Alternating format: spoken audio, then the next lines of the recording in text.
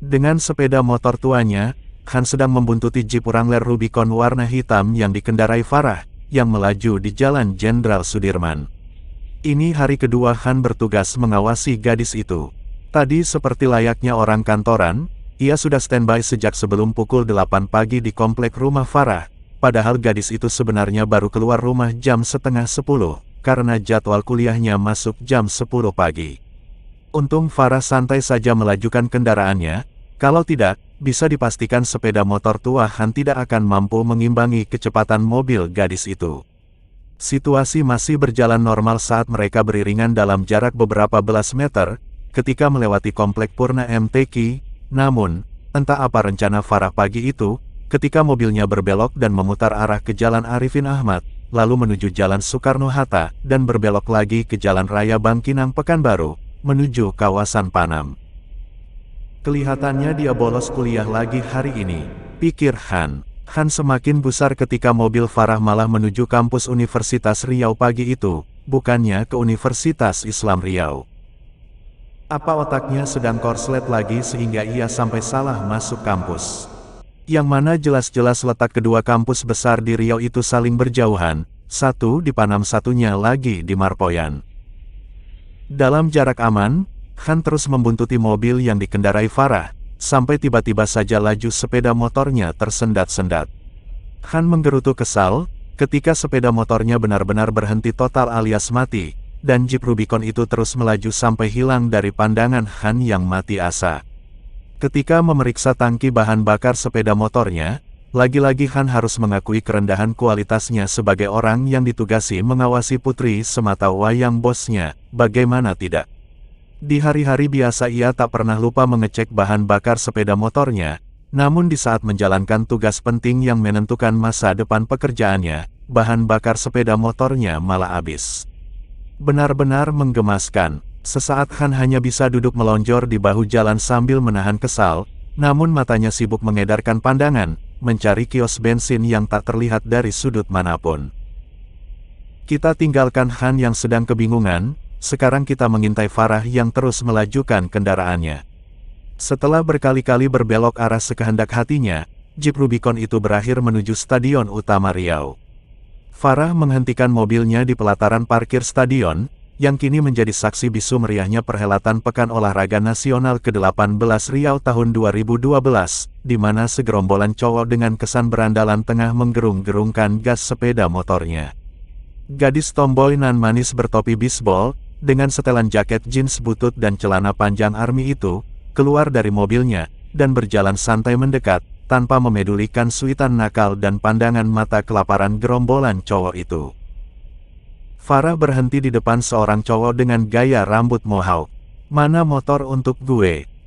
Cowok rambut mohawk itu tersenyum genit, lalu menoleh ke sebelah kirinya. Itu, tunjuknya ke sebuah sepeda motor yang sudah dimodifikasi untuk balapan, yang diduduki oleh seorang cowok botak dengan atribut penuh rantai di sekujur kostumnya. Farah mendekati sepeda motor yang ditunjuk. "Turun lo," suruhnya galak kepada orang yang bertengger di atasnya.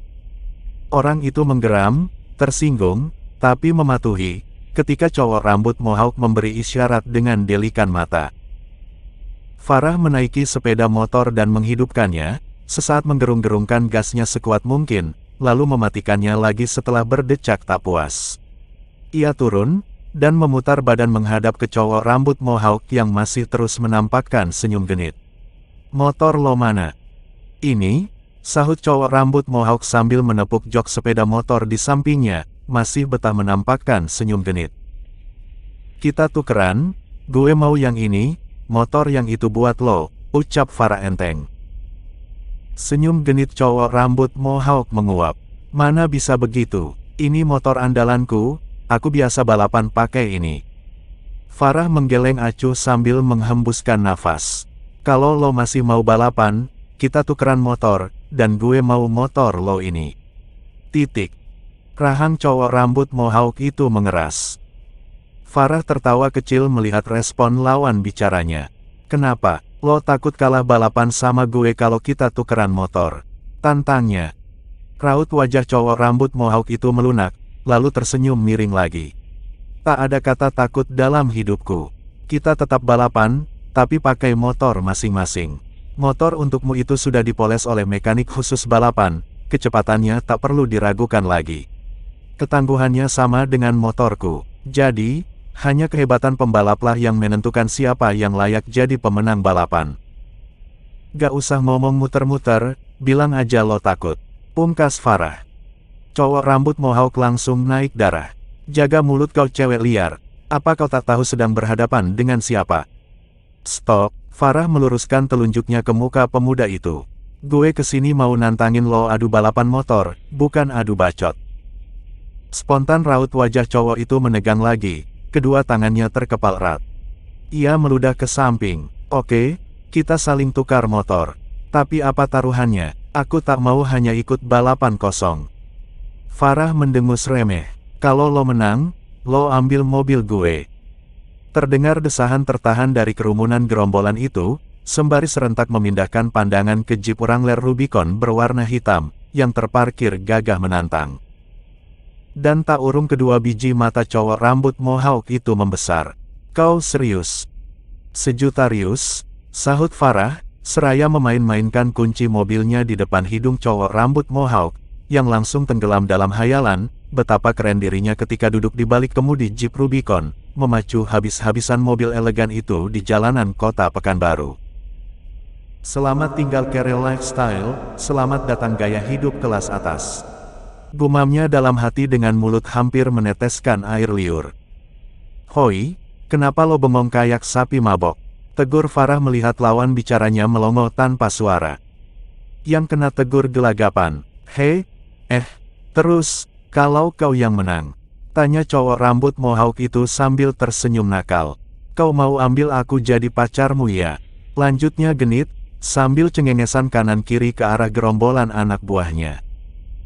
Mimpi lo ketinggian, bentak Farah dengan nada jijik. Tapi kemudian gadis tomboy itu menyeringai nakal. Gue punya tawaran bagus buat lo. Senyum genit cowok mohawk tambah lebar. Wow, apa itu? Kau buat jantungku jadi merinding diskoni. Hihihi. Farah ikut terkekeh geli. Kalau gue yang menang, dia diam sejenak, menampakkan seringai penuh cemoohan. Gue mau ambil lo buat jadi jongos, yang kerjanya ngejilatin ban mobil gue seumur hidup. Wah, spontan cowok rambut mohawk meludah marah. Kenapa, lo takut nerima tantangan taruhan gue? Kata Farah sambil tertawa mengejek. Nyesel gue buang-buang waktu kesini hanya untuk ngadepin pembalap amatir bermental tikus got kayak lo. Sambungnya, lalu memutar badan dan melenggang santai menuju mobilnya. Cewek gila kau, teriak cowok rambut mohawk dengan muka mie merah, sekujur tubuhnya terbakar amarah. Farah tak peduli, terus saja melangkah dan baru berhenti ketika seorang cowok dengan telinga, bibir dan hidung penuh tindikan menghalangi langkahnya. Minggir lo, bentak Farah. Cowok itu tak beranjak, hanya mencoba menampakkan wajah sangarnya. Muka lo itu culun kayak badut salah kostum. Gak usah sok dibuat serem gitu, ejek Farah. Anak kecil aja gak bakal takut, palingan muntah lihat muka badut lo. Cowok penuh tindikan itu semakin menampakkan seringai ancamannya. Berani-beraninya kau berbuat ulah di sarang macan. Farah mencibir. Iya, sarang macan, tapi macannya ompong dan letoy semua, sentilnya. Minggir lo. Lalu seenaknya saja ia mendorong kuat dada cowok itu sampai terhempas ke samping, dan belum sempat cowok itu menegakkan badan, gadis itu malah menendang keras bokongnya, membuat cowok itu jatuh tersungkur mencium pelataran parkir yang keras. Cowok itu melompat marah, ia tak peduli lagi kalau Farah adalah cewek tomboy yang manis menarik, karena di dalam benaknya ia hanya ingin mencincang gadis itu. Ia melompat menerjang Farah dengan serangan tinjunya, tapi Farah mampu berkelit, sambil melayangkan pukulan keras beruntun, yang menghantam rahang dan hidung cowok itu. Dan cowok itu masih terhuyung-huyung dengan kepala pusing dan hidung berlumuran darah, ketika Farah sudah mengirimkan satu tendangan yang mengenai telak perut orang yang tanpa pertahanan itu. Cowok penuh tindikan itu terhempas lagi ke pelataran parkir, KO. Gak disangka, niat gue kesini mau balapan, malah dapat sparring partner gratis, kata Farah. Siapa yang mau jadi korban gue selanjutnya? Tantangnya penuh percaya diri, kuda-kudanya terpasang kokoh. Cowok rambut mohawk itu tak tahan lagi, kemarahan dan kegeramannya meledak, melihat anak buahnya dihajar Farah sampai terkapar, dan sedang menggeliat-geliat menahan sakit. Ringkus dia hidup-hidup, perintahnya dengan suara menggelegar, kau akan mendapat perlakuan istimewa dariku cewek liar, yang takkan kau lupakan seumur hidupmu. Farah tak gentar, malah tertawa lepas. Yang mau bonyok duluan, ayo maju sini. Gadis ini seakan tidak menyadari bahaya besar yang sedang mengancam keselamatannya, di saat sedang dikepung oleh belasan cowok berandalan di tempat itu.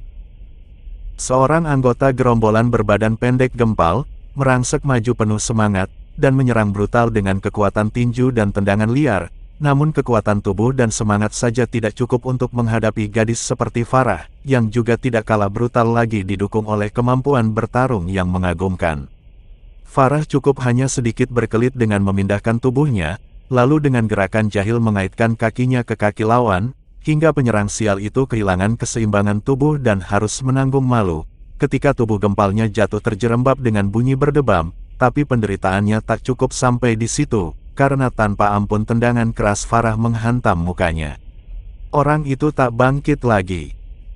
Seorang anggota gerombolan lain mencoba peruntungan dengan menyerang Farah dari arah belakang, tapi Farah bisa merasakan angin pukulan menuju bagian belakang tubuhnya, dan tanpa melihat, gadis itu mengirimkan satu tendangan keras ke belakang, menghantam telak bagian rusuk penyerang. Orang itu terhempas jatuh dengan nafas megap-megap, karena saluran pernafasannya terjepit, KO lagi.